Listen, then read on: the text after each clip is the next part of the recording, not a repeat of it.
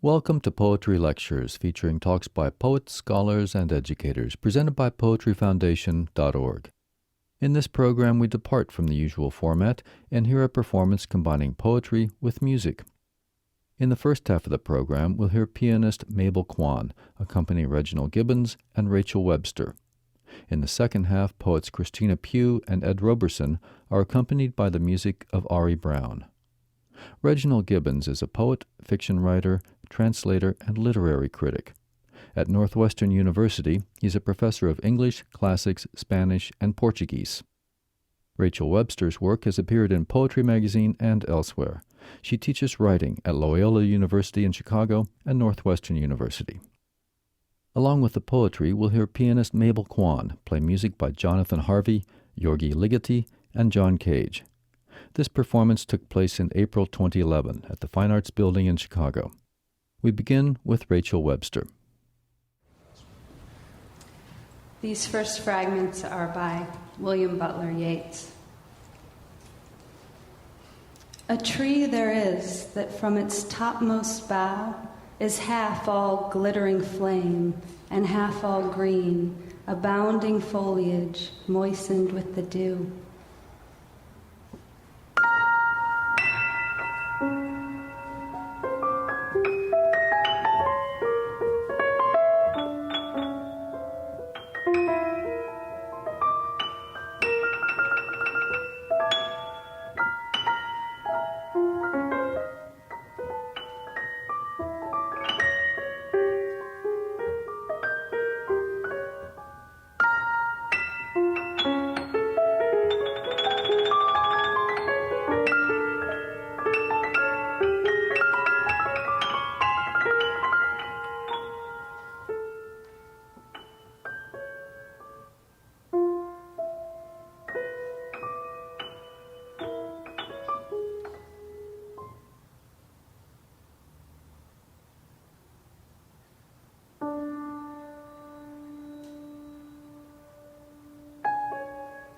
From the first crescent to the half, the dream but summons to adventure, and the man is always happy, like a bird or a beast.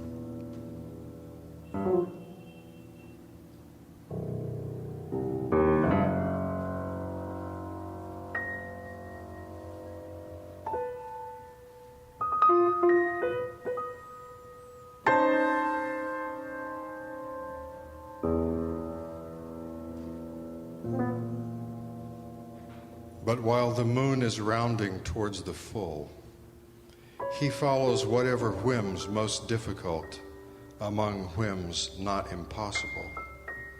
And though scarred, as with the cat o' nine tails of the mind, his body molded from within his body grows comelier.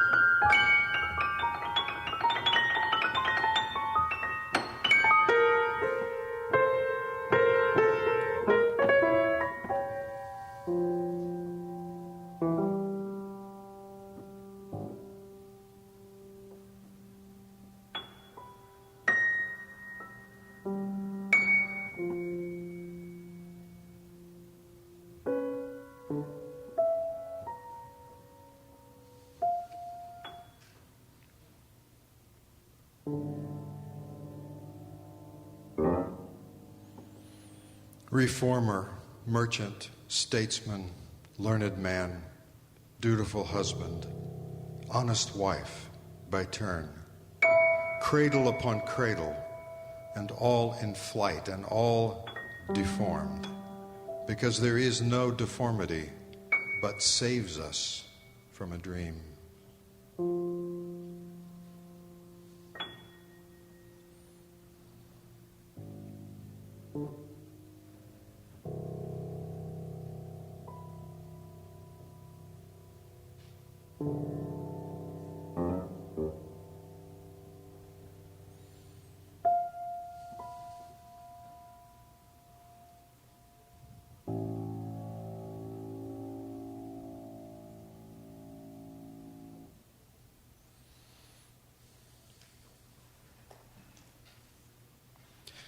Adams and Wabash,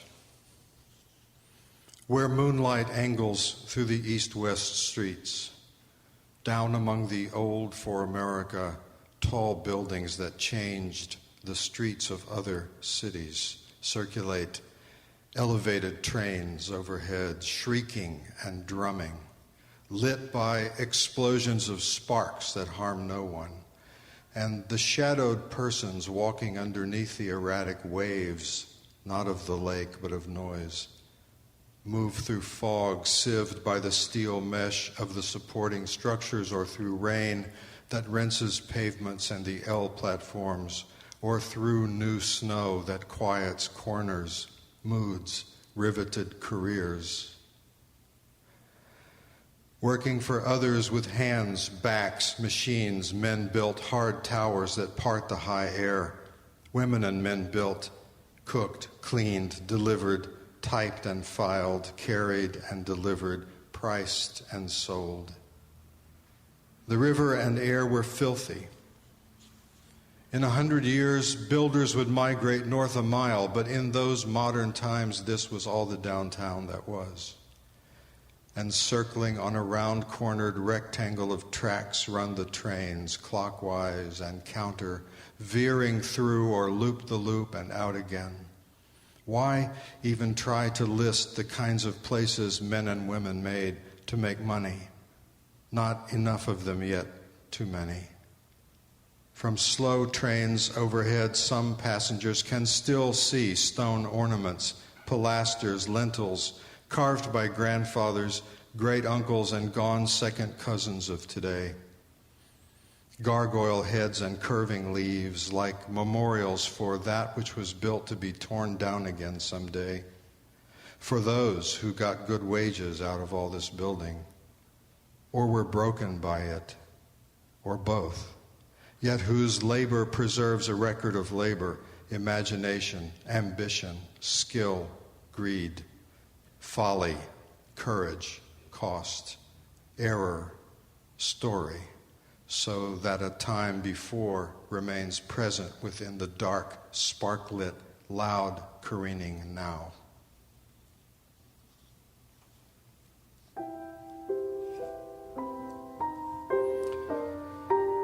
The collection manager of the bird specimens at the Natural History Museum told of often stopping on his way to work during spring and fall at the immense convention building, tall, long, and wide, on the shore of Lake Michigan, where on the north side he would gather the bodies of the migratory birds killed by their collisions against the expanse of glass before first light. The north side, whether in fall or in spring, a puzzle.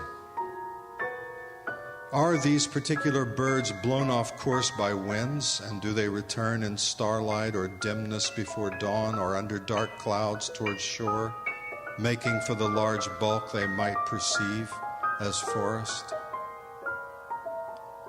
They have been flying along this same route for tens of thousands of years, and not yet has their thinking formulated this obstacle of the city that has appeared in the swift stroke of 150 cycles of their migration.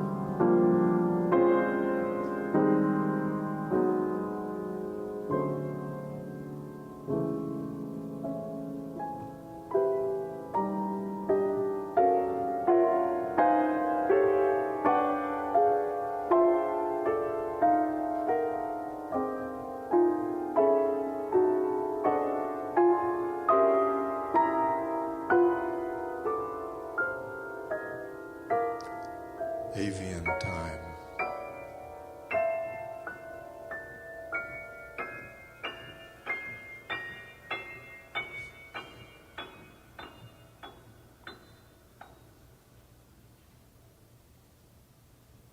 Broadway and Argyle. Smoky, cold, broken, late afternoon clouds mob eastward. Walking west, I see on sidewalks no one I know, no one who knows me. Yet from all our wandering at this same hour come shared underthoughts we can hear. Then once again that which is not darkness undarkens our obscurity, slants rightly from sky to make bleak slush ice meekly gleam.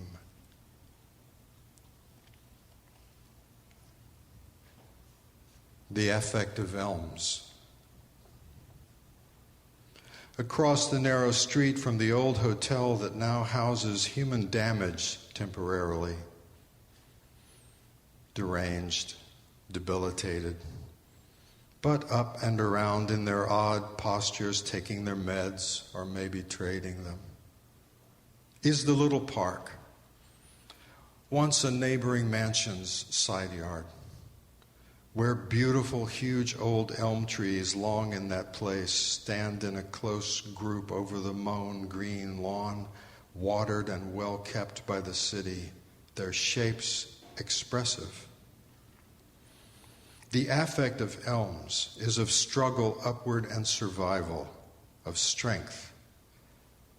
Despite past grief, the bowed, languorous arches, and torment, limbs in the last stopped attitude of writhing, while under them wander the deformed and tentative persons, accompanied by voices, counting their footsteps, exhaling the very breath the trees breathe in.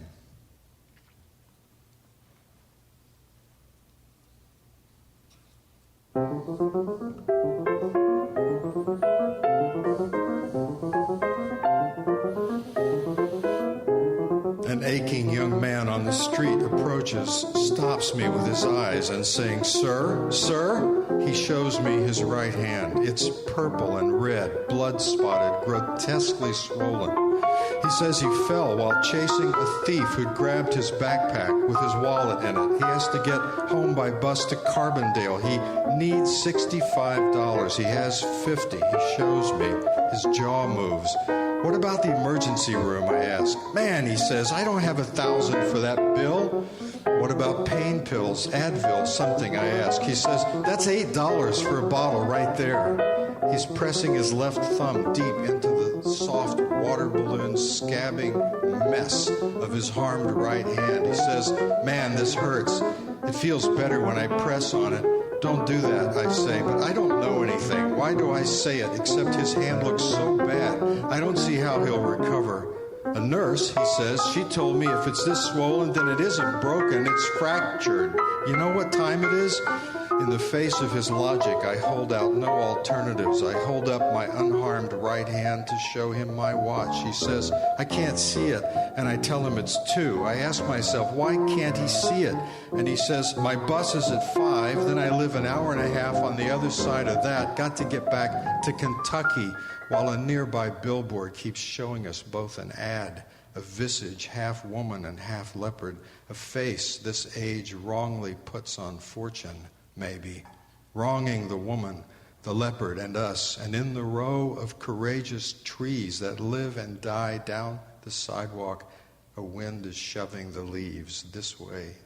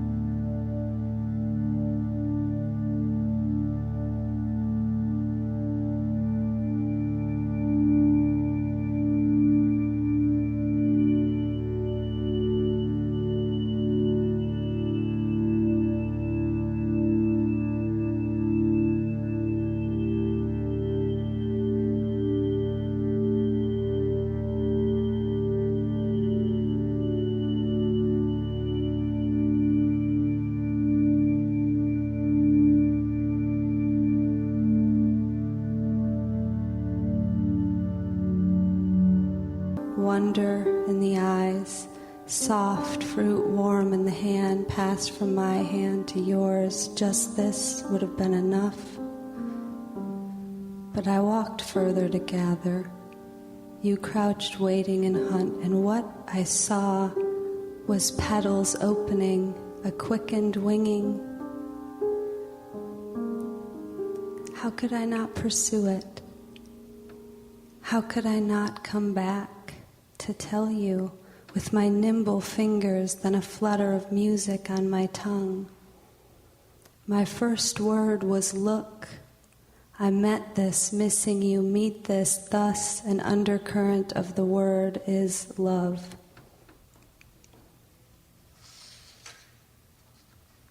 When I saw it, it was early in morning's memory, with that fog around the edges and me wrapped in blankets, rocking just up and over the rung of consciousness into the blurred limbs I was coming to know as my own, into a car clapping through a broth of wind and rain, parents murmuring in the front seat over wiper beats and soft talk radio, sounds to become the beginning and end, a slow unwrapping of cinnamon gum, and her passing it to him as he aims us straight and low.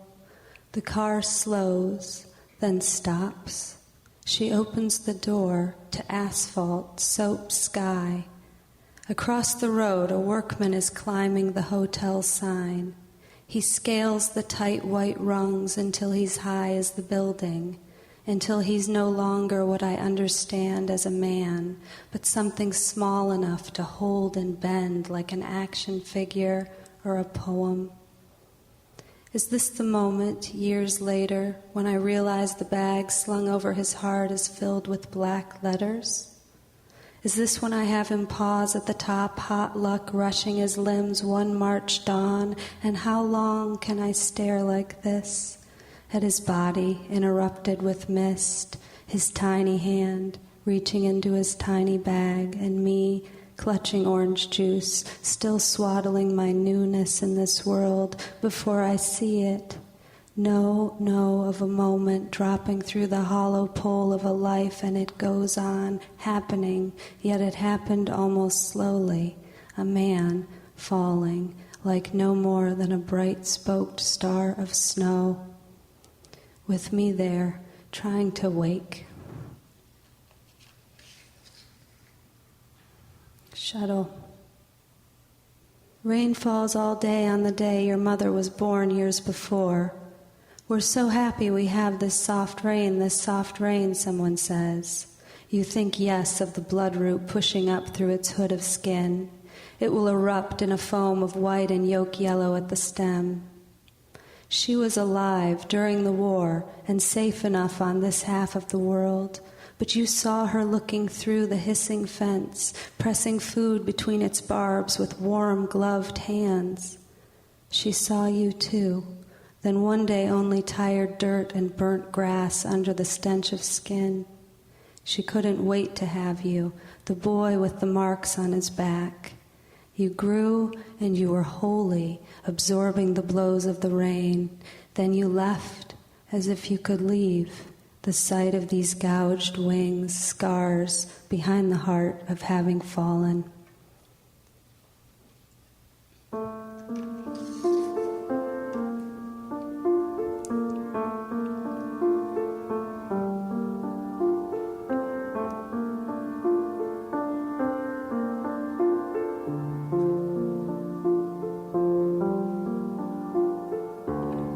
Cold, cold. The rearranging air, the held note of the yet. Who are you? What you remember? A story? You can shine a few years to where you are not you and new.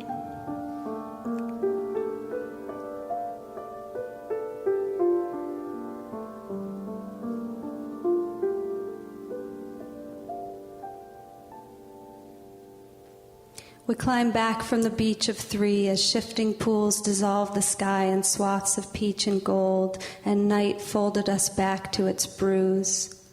The dark seemed to rise like steam from the earth, beginning in the ankles of trees and leaves undersides, then up the black basalt and sandbanks until it soddened our path, swallowing our hands, our feet, and we could not see to see.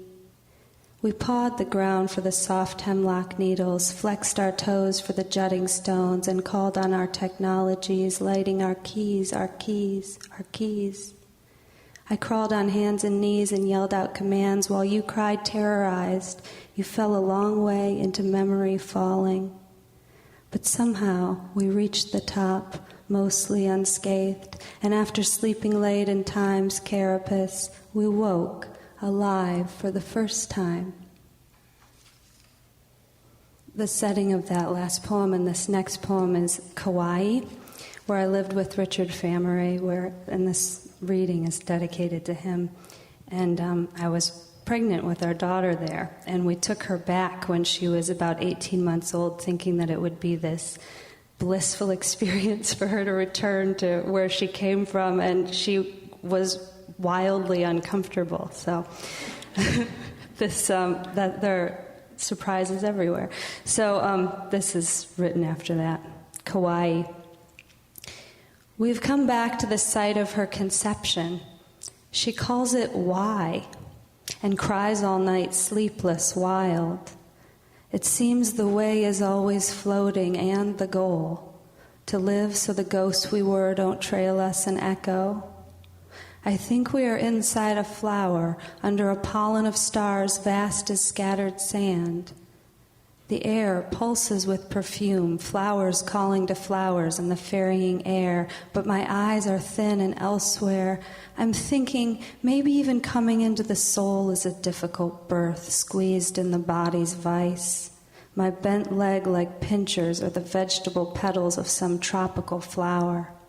Even my mind gripped by the folds of the flesh, how the cell keeps doubling itself out into complex. The tulip trees of the valley spread their bone canopies into slick green leaves and fire flowers deep as cups. Their cups fill with rain. Rain drinks the leaf, drinking rain. I can't begin to explain how on this porous peak of stone in the sea our daughter came into me. Little flick of a fish I could not see. I was just learning to be human and upright among all that life. And what was real was stranger than night with its dust of unnamed suns. It was the beyond in us, and she was.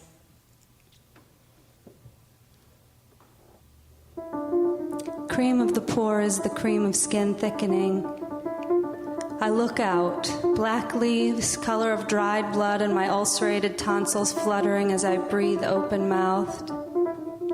Through the branches there are branches. Some remember their lives of green, some hang languorous, sturdy with sap.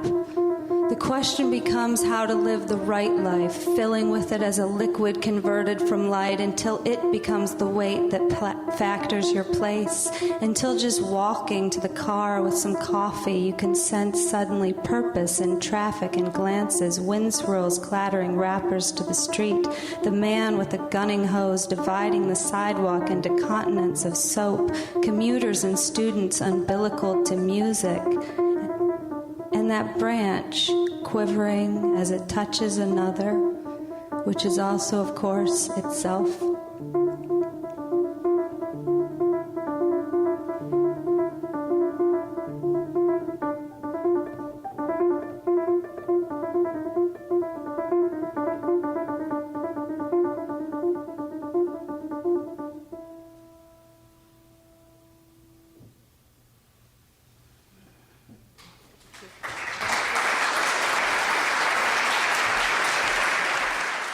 That was Rachel Webster and Reginald Gibbons with pianist Mabel Kwan. Next, we'll hear Ari Brown's piano improvisations along with the poetry of Christina Pugh and Ed Roberson. Ari Brown is a multi-instrumentalist and composer whose principal instrument is the saxophone. He has performed in diverse settings such as with Anthony Braxton, Chuck Berry, and the Chicago Symphony Orchestra. Christina Pugh is a poet and literary critic and teaches at the University of Illinois at Chicago. Ed Roberson has taught at the University of Chicago, Columbia College, and Northwestern University, but his poetry draws on his experiences in the Amazon, Alaska, and elsewhere. The set begins with Ari Brown and Christina Pugh.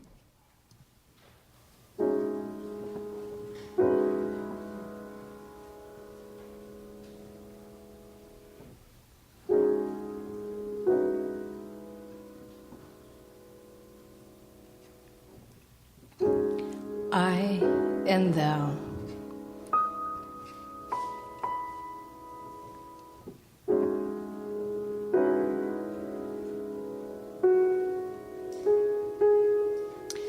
Must we cultivate our kindness? Can we book a fellow feeling for the sake of the fellow, not the ghost?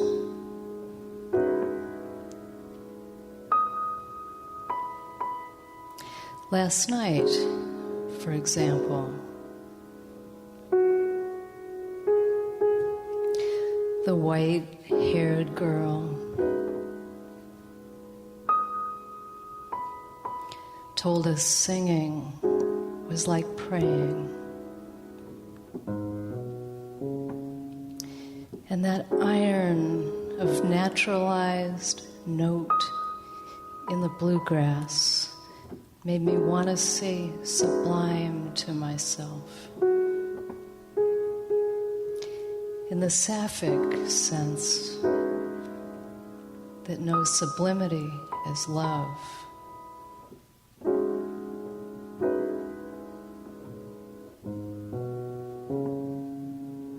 Oh, wash me, green as yonder field. And the girl's reed song did light from the stage.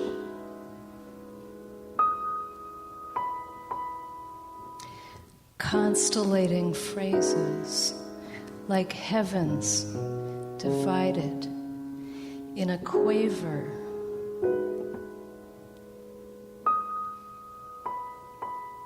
Between forte and whisper. Acute, supple wavers among syllables and slants. And now may you keep me close within your ear. I can hear the voice I loved when I wondered at its dialect. You know, if I'm ever able to speak, I'll want someone human to answer me.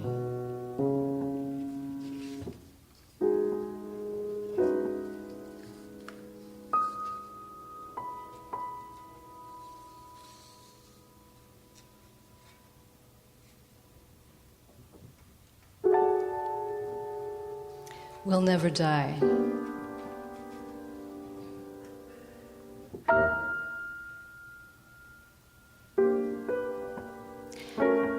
Out of the blue and into the black.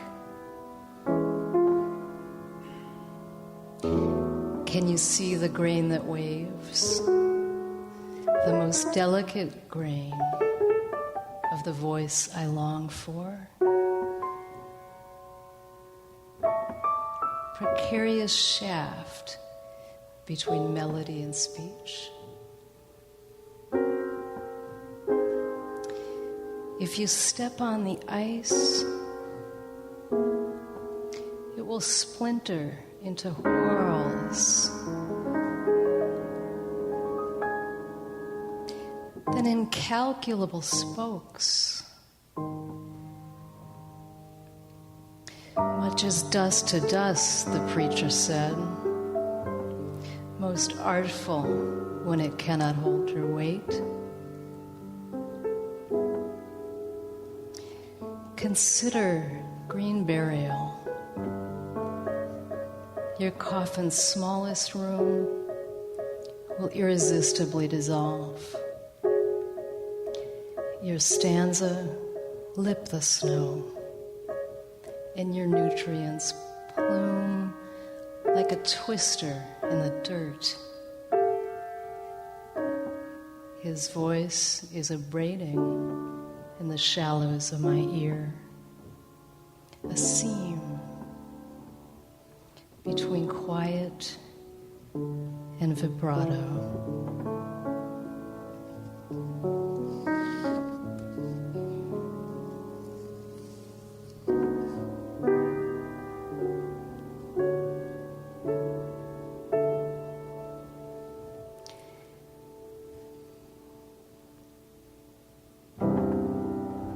As tears, I'm thinking of his portrait. It's an X-ray, a street lamp.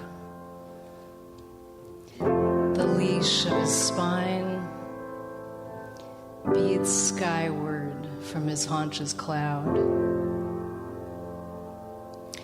He's dying, but the X-ray's holistic in itself, filmier and sweeter than my own powdered living bone.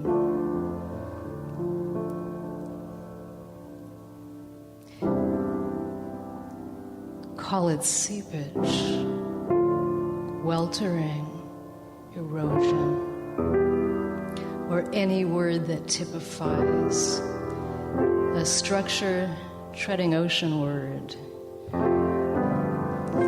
breathward birding in the scape of the rays, surfboard or waterboard, and tissue still a music now, thus regally to burn as tears go by.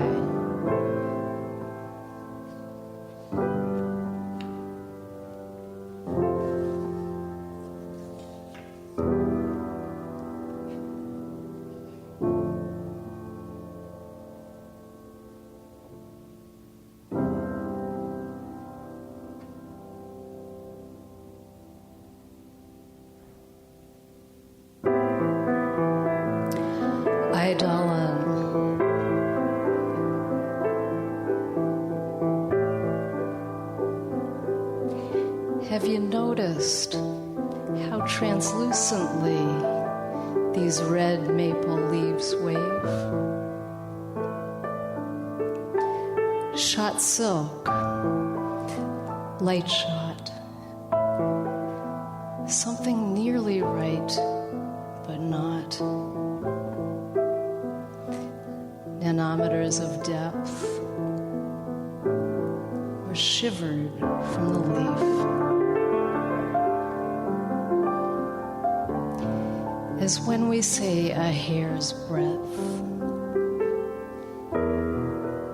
to codify everything.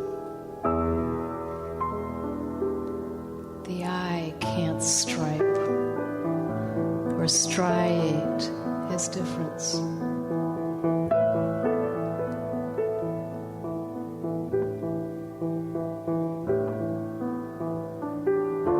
Since a soft, uniform coat, the uniform of darkness, our eye, by definition, will try to allay.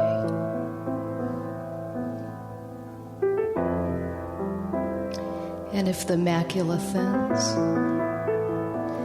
then every passing face must whirl the same.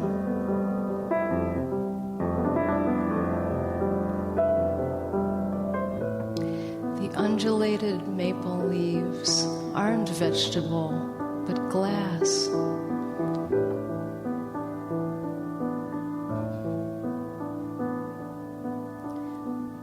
Pulled and proto-crinkled by a man who made an ethic of mimesis.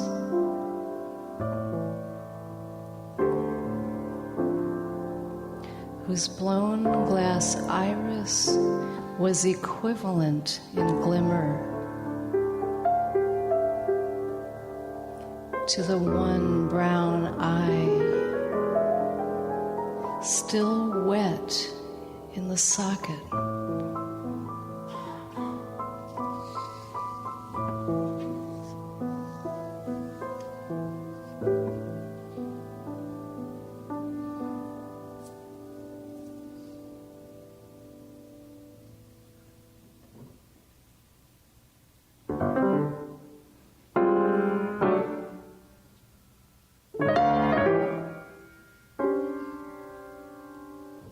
Mute.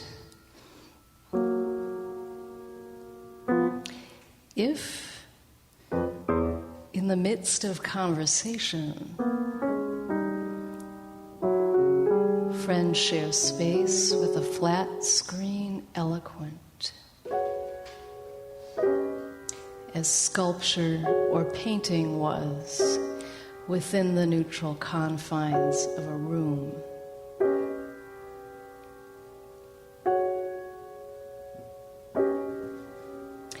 how will it feel to see singing silenced as a fountain of youths lipping rock lyrics in Japan? How to note neon stars sequining in squalls above musicians' heads, if not within a camera's mute and oscillating swoops? How, in hair shaken soundless over drums and bone arms crooked to hold guitar?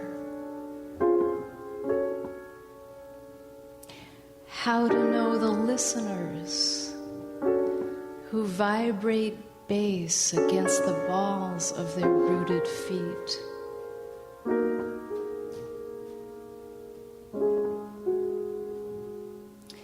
Their eyes closed tight as if to say, I shall not want. And neither shall I want.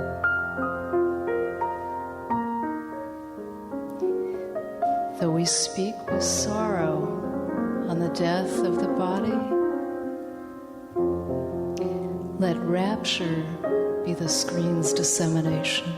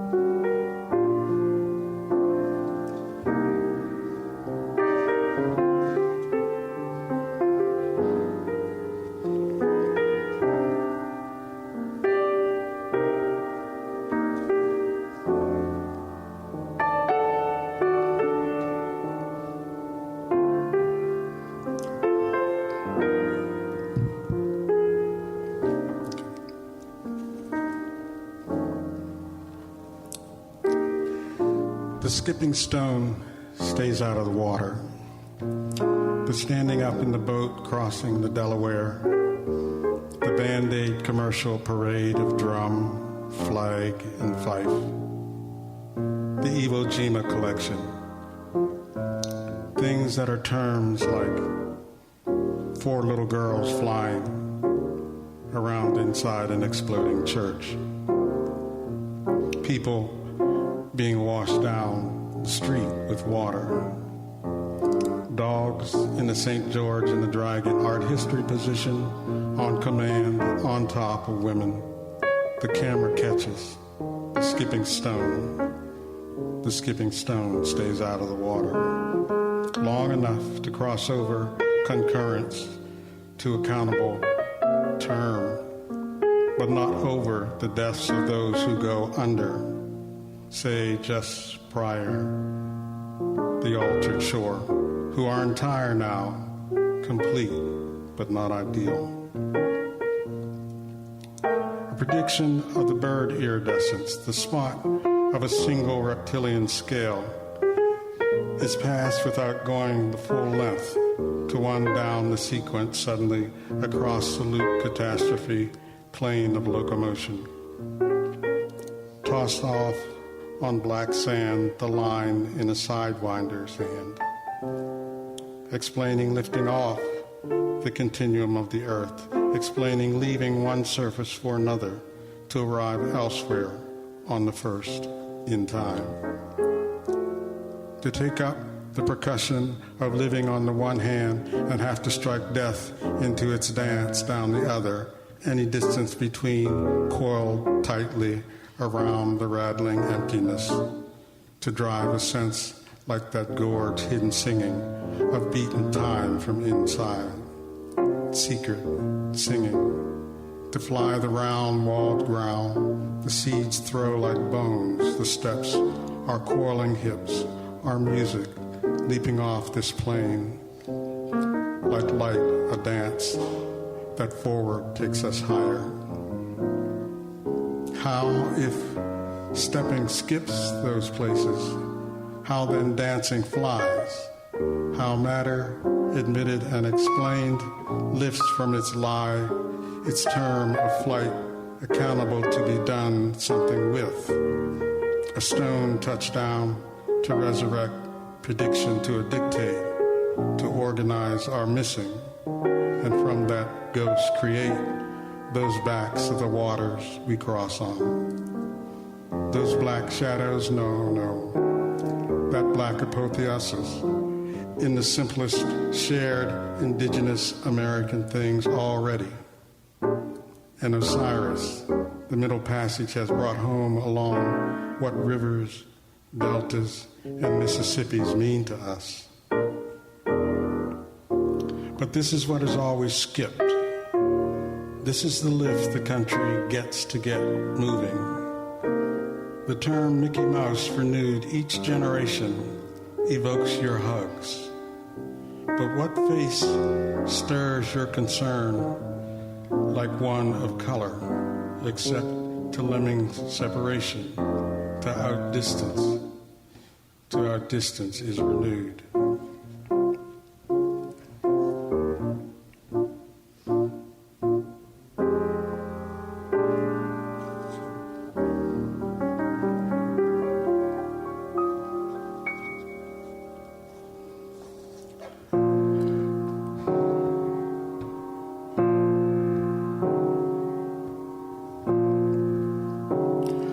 When we made the Middle Passage, didn't we walk the waters? Didn't we have the waters paved with the skulls of our grief for each other? Didn't we make it on ourselves? When we crawled under the Mason-Dixon, didn't we jump the fence over Jordan? Didn't the river rebed behind us and turn blood because the bloods wouldn't tell? Didn't we make it to this one side on our other, on ourselves, didn't we? Get put up when we went back down home? Didn't we hide in each other, no hotels? That we stood uppity, a chance of getting shot, didn't we walk? On the shadow, years later, of Emmett children who did. Didn't it make you step higher than just to walk? Didn't the westward push, opening the country, turn Middle Passage, trying to shut us out? Our panicked at the plow flat and hardness of our feet, having stood on each other. Didn't we open the rock like our hearts? Didn't it bleed too, to yield too, to eat? Didn't it? Didn't it rain?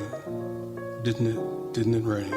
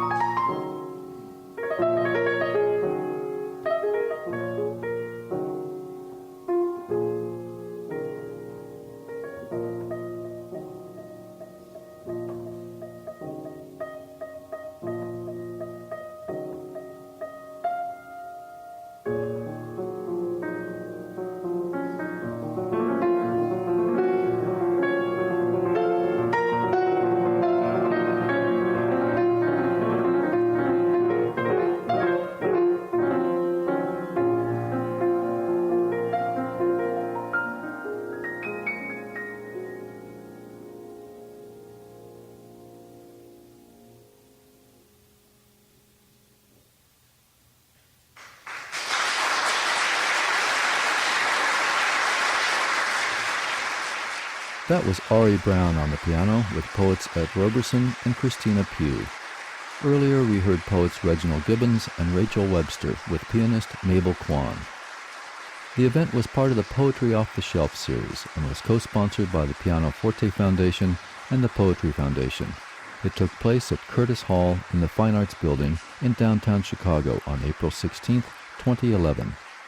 The recording was provided by Chicago Public Radio's Chicago Amplified program.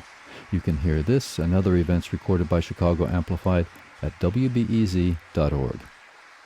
During his 4-decade career, Ari Brown has appeared on more than 30 jazz albums, including Ultimate Frontier and Venus, both on Delmark Records.